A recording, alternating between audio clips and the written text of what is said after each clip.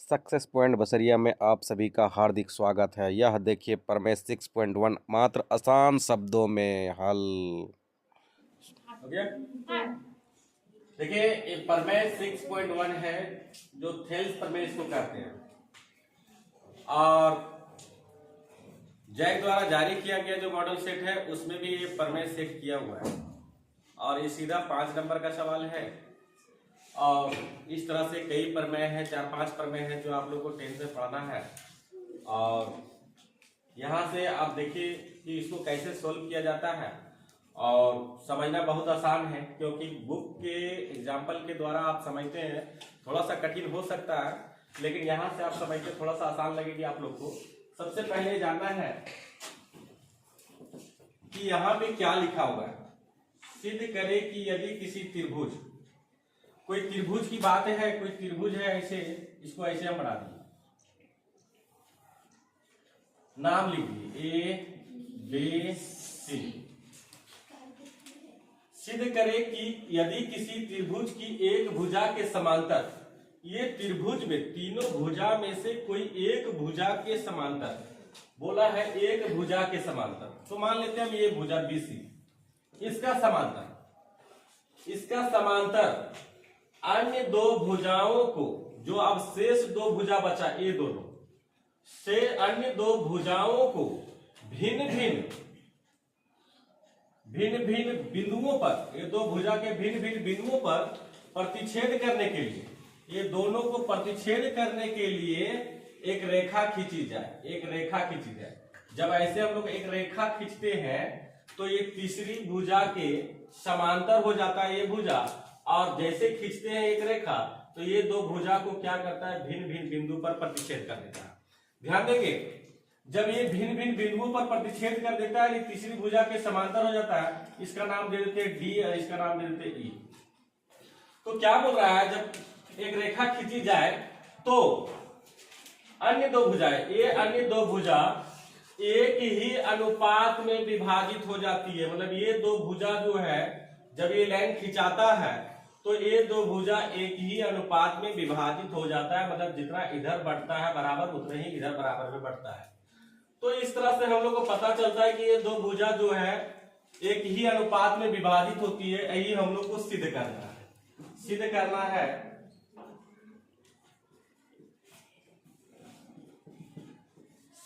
है। ये दो भुजा जो अनुपात में है, AD बटा DB, इधर से देखेंगे तो AE बटा EC।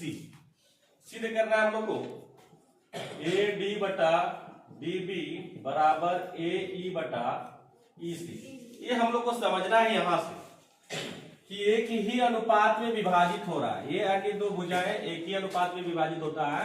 तो जब भी हम लोग देखेंगे AD बटा DB तो बस यही कंडीशन उधर लागू कर देंगे AE बटा EC। ये हम लोग को सिद्ध करना है। चलिए इसमें जानना है पहले कि प्रमेय में जितना भी हम लोग प्रमेय बनाएंगे उसमें 5 स्टेप होता है। पहला स्टेप दिया है होता है, दूसरा स्टेप सिद्ध करना होता है, जो कि दूसरा स्टेप हम लिख चुके हैं सिद्ध करना, तीसरा रचना होता है, और चौथा प्रमाण होता है, और पांचवा जो प्रमाण को जो हम लोग प्रूफ करते हैं प्रमाणित, उसको समझा जाता है। तो 5 स्टेप हम लोग बढ़िया से समझेंगे। तो सबसे पहले दिया है क्या, एक त्रिभुज की बात कर रहा है जिसमें एक भुजा के समांतर। तो एक त्रिभुज दिया हुआ है, जो त्रिभुज दिया हुआ उसको लिख देंगे। त्रिभुज दिया है ABC, एक त्रिभुज है जिसमें BC समांतर है DE का, BC समांतर DE है। बहुत आसान है, दिया है ABC एक त्रिभुज है जिसमें BC समांतर DE है, वो लिख चुके हैं। सिद्ध करना है, यहां से हम लोग को पकड़ना है कि दो भुजाएं एक ही अनुपात में विभाजित होता है, तो AD बटा DB और AE बटा EC। 2 step clear. यहाँ पे इस क्वेश्चन में हर एक स्टेप पे नंबर है, 5 नंबर का है, 5 स्टेप है। एक स्टेप बनाए 1 नंबर, 2 स्टेप बनाए 2 नंबर, 3 स्टेप बनाते हैं 3 नंबर। तीसरा स्टेप हम लोग चलते हैं रचना समझेंगे। रचना क्या होता है, रचना हम लोग अपने से करते हैं। जैसे एक लाइन है ये, इसके ऊपर हम लोग ऐसे खींच दिए तो ये जो लाइन है वो लंब कहलाता है इसके आधार पर। तो ये नीचे वाला आधार हो जाता है, ये लंब हो जाता है। तो इसी टाइप से हम लंब खींचते हैं डी से इस लाइन पर, डी एम, यहां पे नाम दे दिया है। तो ये जो डीएम लंब हुआ, ये जो डीएम लंब हुआ वो हुआ एसी पर बोल सकते हैं या फिर एई पर बोल सकते हैं। ये पूरा लाइन एसी समझ लीजिए। डीएम लंब हुआ एसी पर और इधर से खींचते हैं एन, तो ये जो एन है वो लंब हो गया एबी पर। तो ध्यान देंगे ई एन जो है वो लंब हुआ एबी पर और डी एम जो हुआ लंब वो हो गया एसी पर। तो यहां पे हम लोग रचना में लिखेंगे ई एन लंब एबी पर, एबी तथा डीएम लंब एसी पर खींचा, या डीएम लंब एसी पर और डी से सी और ई से बी को मिला दी। तो लिखेंगे और डीसी तथा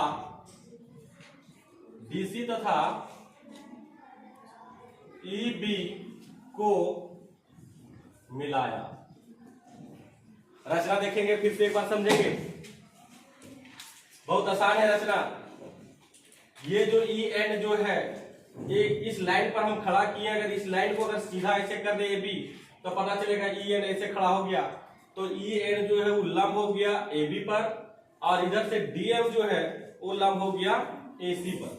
तो वही चीज लिखा गया, ये लंब का साइन है। ई एन लंब है ए बी पर तथा डी एम लंब ए सी पर, डी एम लंब ए सी पर। और क्या किए, डी से सी को मिला दिए और बी से ई को।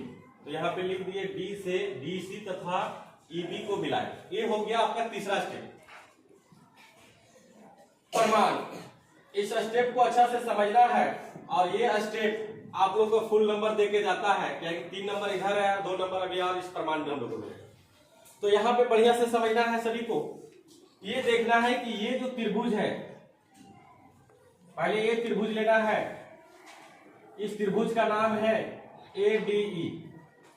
इस त्रिभुज का नाम है ADE और एक तो ये त्रिभुज लेना है आपको EDB। कलर किए हुए हैं, थोड़ा गाढ़ा कलर से उसको देखेंगे। ADE और EDB, ये दो त्रिभुज में पहले हम लोग को काम करना है। लिखेंगे हम लोग एरिया त्रिभुज ADE तथा एरिया त्रिभुज EDB में एरिया त्रिभुज ADE ए वाला त्रिभुज और EDEB ए वाला त्रिभुज। अब ये दोनों त्रिभुज का क्षेत्रफल करेंगे अनुपात में। अनुपात बोलते हैं इसको बट्टा को। बट्टा में देखेंगे एरिया त्रिभुज ADE बटा एरिया त्रिभुज EDB।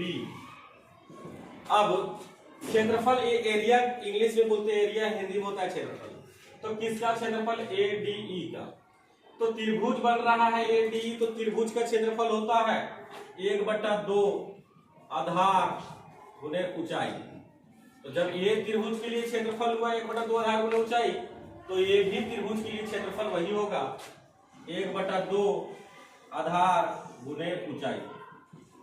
ध्यान देंगे कि हम लोग को चाहिए 1/2 1/2, तो ये बट्टा में है तो कट जाएगा, खत्म हो जाएगा, गुना आधार चाहिए। आधार किसका चाहिए, कौन सा त्रिभुज में, ADE में। तो ADE इस त्रिभुज में हम लोग को आधार चाहिए, तो आधार हम लोग का AD हो जाएगा। क्यों हो जाएगा वो जानना है। AD आधार इसलिए होगा क्योंकि इसके ऊपर में लंब है EN, और जो लंब होता है उसका नीचे वाला आधार होता है। तो EN जब लंब हुआ तो AD उसका आधार हो जाता है। तो यहाँ पे 1/2 का 1/2 ये लिख दिए और आधार में AD चला जाएगा, और इसी का आधार में जब AD गया तो इसका ऊंचाई में EN है, तो इसका ऊंचाई में EN चला जाएगा। अब फिर नीचे बटा मारते हैं और 1/2 का 1/2 फिर लिख देते हैं। फिर अब आधार चाहिए, तो कौन सा त्रिभुज के लिए, EDB के लिए। तो देखेंगे ई डी बी, ये त्रिभुज में आधार। तो आधार कैसे यहाँ पे पकड़ेंगे वो जानेंगे। जब ये हुआ था लंब तो ये हुआ था आधार, तो अभी लाइन में पूरा में ये ऊंचाई है, तो इसका लिए ऊंचाई, ये पूरा के लिए इसका लिए समझिए ऊंचाई, या इसका लिए समझिए, या पूरा लाइन के लिए समझिए, ये पूरा ऊंचाई है।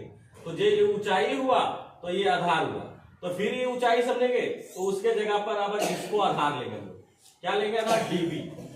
अब देख लेंगे यहाँ पे आपको सिर्फ क्या करना है, एडी बटा डीबी।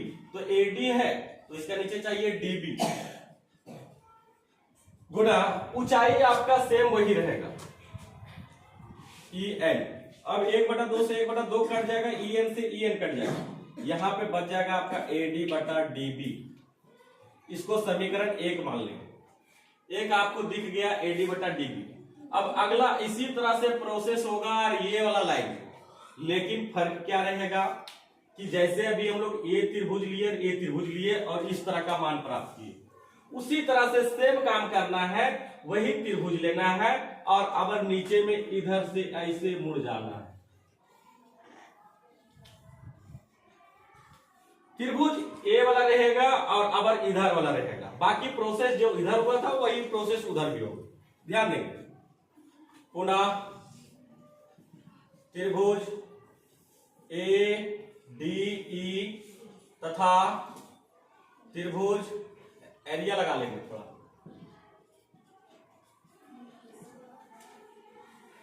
एरिया त्रिभुज ईडीसी में। तो जैसे इस तरह से इसको लिखे थे और उसके बाद इसको बटा किए थे, उसी तरह से इसको भी लिखे और इसको भी बटा करेंगे। एरिया त्रिभुज ए डी ई बटा एरिया त्रिभुज ई डी सी बराबर, जैसे फार्मूला इसमें डाले थे वैसे इसमें भी डालेंगे। 1/2 आधार गुने ऊंचाई, 1/2 आधार गुने ऊंचाई। ध्यान देंगे 1/2 का 1/2 रह जाएगा। जैसे अब ए डी ई इधर से ले रहे हैं तो ए डी ई अबर आधार ए ई और इसका ऊंचाई डी एम, तो आधार ए ई और ऊंचाई डी एम। जैसे इधर से लिए थे ए डी और ऊंचाई लिए थे ई एन, उसी तरह से आधार इधर से ए ई और अबर उसका ऊंचाई हो जाएगा डी एम। अब नीचे आते ईडीसी। ईडीसी जब लिए थे ई डी बी तो आधार ले लिए थे डीबी। अब यहां पे हम लोग को समझना है कि एक बार आधार लिए था एडी और नीचे लिए थे डीबी, तो अभी लिए एई तो अब लेंगे ईसी। 1/2 का 1/2 एई तो ले चुके हैं ऊपर वाला में, नीचे वाला में मिलेंगे ईसी और गुने ऊंचाई दोनों के लिए सेम, जैसे इसमें सेम था डीएम। डीएम से डीएम कट जाएगा, 1/2 से 1/2 कट जाएगा, यहां बच जाएगा एई बटा ईसी। ये हो जाएगा आपका समीकरण 2। इस तरह से हम लोग को पता चला है अभी तक कि एडी बटा डीबी समीकरण 1 में आ चुका है, एई बटा ईसी। बहुत टफ नहीं है। ये जो नीचे दो त्रिभुज है इसको बस 2 बार लेना है, एक बार इसके साथ इसको और एक बार इसके साथ इसको। इसके साथ इसको लेंगे तो ये प्राप्त होगा और इसके साथ इसको लेंगे तो आपको ये प्राप्त होगा। तो इस प्रकार से 2 समीकरण बना है, लेकिन इसको पूरा तरीका से प्रूफ करने के लिए थोड़ा सा 2 लाइन और हम लोगों की जरूरत है, उसके बाद आप लोग का आंसर हो जाएगा। देखेंगे 2 त्रिभुज ये जो लिए थे हम लोग, फिर से देखेंगे ये 2 त्रिभुज नीचे वाला, ध्यान देंगे, मतलब ये वाला और ये वाला। इस त्रिभुज का नाम लिए थे ईडीबी, लिखेंगे हम लोग, चूंकि एरिया त्रिभुज ईडीबी जो लिए थे 2 को वही फिर से लिख रहे हैं, ईडीबी तथा एरिया त्रिभुज ईडीसी का समान आधार डीई, ये दोनों त्रिभुज का समान आधार डीई है, क्योंकि दोनों का क्षेत्रफल आपस में बराबर होता है। लिख भी देंगे आप, क्योंकि एरिया त्रिभुज, टफ नहीं, इसी को देख देख लिखना, एरिया त्रिभुज ईडीबी बराबर है क्षेत्रफल में इसका, एरिया त्रिभुज EDC, इसको मान लेंगे समीकरण 3। अब कोई दिक्कत नहीं, हम लोग का AD बटा DB प्राप्त हो गया, AE बटा EC प्राप्त हो गया। ये दोनों त्रिभुज का क्षेत्रफल को बराबर कर दिए। बराबर इसलिए किए क्योंकि हम लोग को ये दोनों तो मिल चुका था, चाहते तो लिख देते प्रूफ में, लेकिन हम लोग को इसका बराबर भी बीच में है, उसको देखते हुए इस क्षेत्रफल को बराबर करना पड़ा। और अब इसको लिख सकते हैं हम लोग AD बट समीकरण 1, 2 तथा 3 से, 1, 2 तथा 3 से। अब उसका बाद इसको लिख देंगे। एक में क्या है, AD बटा DB बराबर AE बटा EC। इस तरह से हम लोग का ये प्रूफ हुआ और आपका ये प्रमेय कंप्लीट हुआ।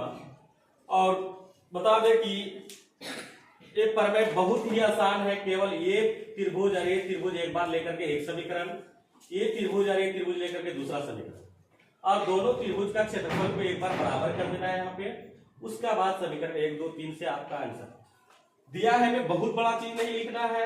ABC एक त्रिभुज है जिसमें BC पैरेलल है DE का, सिद्ध करना है हम लोग को, यहां से समझ लेना है। रचना हम लोग अपने से किए हैं।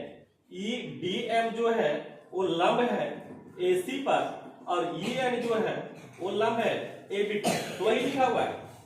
EN लंब AB पर तथा DM लंब AC पर, और DC ये लाइन और ये BE वो आपस में दिए मिला। रचना तक क्लियर। प्रमाण में केवल समझना है, एक त्रिभुज इसके साथ और एक बार यही त्रिभुज इसके साथ। इस तरह से आप लोग का ये आंसर कंप्लीट होगा। कम से कम इस क्वेश्चन को 2-3 बार बनाएंगे, आप लोग रिवाइज करेंगे तो आप लोग का दिमाग में सेट हो जाएगा और यहाँ से आपका ये 5 नंबर फिक्स हो जाएगा। इस टाइप से 3 क्वेश्चन पढ़ेंगे जिसमें से एक क्वेश्चन 100% आप लोग का एग्जाम में रहेगी, इसलिए आप लोग बढ़िया से तैयारी कीजिए। इसी के साथ आप लोग का एग्जाम का शुभकामनाएं आप लोग के साथ है मेरे, और धन्यवाद।